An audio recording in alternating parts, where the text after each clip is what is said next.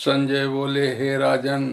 श्री कृष्ण कहते हैं, हे कुंती पुत्र, ये भौतिक प्रकृति मेरी शक्तियों में से एक है और मेरी अध्यक्षता में कार्य करती है, जिससे सारे चर तथा अचर प्राणी उत्पन्न होते हैं। इसके शासन में ये जगत बारंबार सृजित और विनष्ट होता रहता है। यद्यपि परमेश्वर इस जगत के समस्त कार्यों में पृथक रहते हैं, किंतु इसके परम अध्यक्ष वही बने रहते हैं। परमेश्वर परम इच्छामय है और इस भौतिक जगत के आधार भूमि स्वरूप है, किंतु इसकी सभी व्यवस्था प्रकृति द्वारा की जाती है। मैं विभिन्न योनियों और रूपों वाले जीवों का पिता हूँ। जिस प्रकार पिता बालक उत्पन्न करने के लिए माता के गर्भ में वीर्य स्थापित करता है, उसी प्रकार परमेश्वर अपनी चितवन मात्र से प्रकृति के गर्भ में जीवों का प्रविष्ट करते हैं और वे अपनी अंतिम इच्छाओं तथा कर्मों के अनुसार विभिन्न रूपों तथा योनियों में प्रकट होते हैं। अतः भगवान इस जगत के प्रत्यक्ष रूप में आसक्त नहीं होते, वे प्रकृति पर दृष्टिपात करते हैं। इस प्रकार प्रकृति क्रियाशील हो उठती है और तुरंत ही सारी वस्तुएं उत्पन्न हो जाती हैं। चूंकि वे प्रकृति पर दृष्टिपात करते हैं, इसलिए परमेश्वर की ओर से तो निस्संदेह क्रिया होती है, किंतु भौतिक जगत के प्राकट्य से उन्हें कुछ लेना देना नहीं रहता। जब किसी व्यक्ति के समक्ष फूल होता है तो उसे उसकी सुगंध मिलती है, किंतु फूल तथा सुगंध एक दूसरे से विलग रहते हैं। ऐसा ही संबंध भौतिक जगत तथा भगवान के बीच में भी है। वस्तुतः भगवान को इस जगत से कोई प्रयोजन नहीं रहता, किंतु वे ही इसे अपने दृष्टिपात से उत्पन्न तथा व्यवस्थित करते हैं। अतः हम कह सकते हैं कि परमेश्वर की अध्यक्षता के बिना प्रकृति कुछ भी नहीं कर सकती, तो भी भगवान समस्त कार्यों से पृथक रहते हैं। जब मैं मनुष्य रूप में अवतरित होता हूँ तो मूर्ख मेरा उपहास करते हैं। वे परमेश्वर के दिव्य स्वरूप को नहीं जानते। इस अध्याय के पूर्व श्लोकों से यह स्पष्ट है कि यद्यपि भगवान मनुष्य रूप में प्रकट होते हैं, किंतु वे सामान्य व्यक्ति नहीं होते। जो भगवान सारे विराट जगत का सृजन, पालन तथा संहार करते हो, वो मनुष्य नहीं हो सकता। तो भी ऐसे अनेक मूर्ख हैं जो कृष्ण को एक शक्तिशाली पुरुष के अतिरिक्त और कुछ नहीं मानते। वस्तुतः वे आदि परम पुरुष हैं, जैसा कि ब्रह्म संहिता में प्रमाण स्वरूप कहा गया है। ईश्वर परमा कृष्णः, वे परम ईश्वर हैं। ईश्वर या नियंता अनेक हैं और वे एक दूसरे से बढ़कर प्रतीत होते हैं। भौतिक जगत में सामान्य जो लोग इस प्रकार मोहग्रस्त होते हैं, वे आसुरी तथा नास्तिक विचारों के प्रति आकृष्ट रहते हैं।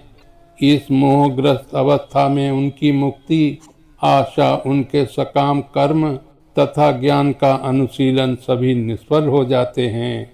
ऐसे अनेक भक्त हैं जो अपने को कृष्ण भावनामृत तथा शक्ति में रत दिखलाते हैं, किंतु अंतःकरण से वे भगवान कृष्ण को पर ब्रह्म नहीं मानते। ऐसे लोगों को कभी भी भक्ति फल भगवत धाम गमन प्राप्त नहीं होता। इसी प्रकार जो पूर्ण कर्मों में लगे रहकर इस भवबंधन से मुक्त होना चाहते हैं, वे भी सफल नहीं हो पाते, क्योंकि वे कृष्ण का उपहास करते हैं। दूसरे शब्दों में, जो लोग कृष्ण पर हंसते हैं, उन्हें आसुरी या नास्तिक समझना चाहिए। ऐसे आसुरी दुष्ट कभी भी कृष्ण की शरण में नहीं जाते। अतः परम सत्य तक पहुँचने के उनके मानसिक चिंतन उन्हें इस मिथ्या परिणाम को प्राप्त कराते हैं कि सामान्य जीव तथा कृष्ण एक समान हैं। जैसी मिथ्या धारणा के कारण वे सोचते हैं कि अभी तो ये शरीर प्रकृति द्वारा केवल आच्छादित है और ज्यों ही व्यक्ति मुक्त होगा तो उसमें तथा ईश्वर में कोई अंतर नहीं रह जाएगा। कृष्ण से समता का यह प्रयास भ्रम के कारण निष्फल हो जाता है। इस प्रकार का आसुरी तथा नास्तिक ज्ञान अनुशीलन सदैव व्यर्थ रहता है। जो कृष्ण के शरीर को भौतिक मानता है उसे श्रुति तथा स्मृति के समस्त अनुष्ठानों से वंचित कर देना चाहिए। यदि कोई मूल से उसका मुंह देख ले तो उसे तुरंत गंगा स्नान करना चाहिए जिससे छूत दूर हो सके। लोग कृष्ण की हंसी उड़ाते हैं क्योंकि वे भगवान से ईर्ष्या करते हैं। उनके भाग्य में जन्म जन्मांतर नास्तिक तथा असुर योनियों में रह आना लिखा है। उनका वास्तविक ज्ञान सदैव के लिए भ्रम में रहेगा और धीरे धीरे वे सृष्टि के गहनतम अंधकार में गिरते जाएंगे। हे पार्थ, मोह मुक्त महात्मा जन दैवी प्रकृति के संरक्षण में रहते हैं।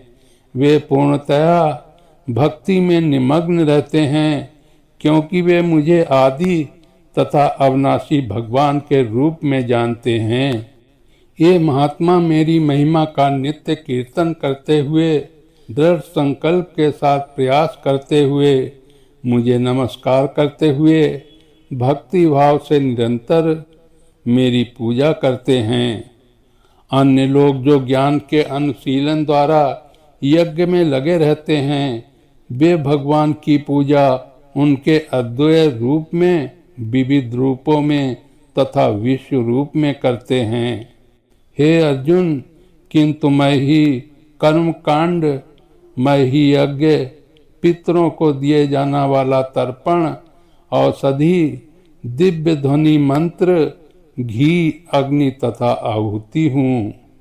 मैं इस ब्रह्मांड का पिता माता, आश्रय तथा पिता मैं हूँ। मैं जानने योग्य शुद्धि करता तथा ओंकार हूँ। मैं ऋग्वेद, सामवेद तथा यजुर्वेद भी हूँ। मेरे साथियों, भगवद गीता का अध्याय 9 भाग 2 यहीं पर समाप्त करता हूँ। जय श्री कृष्णा।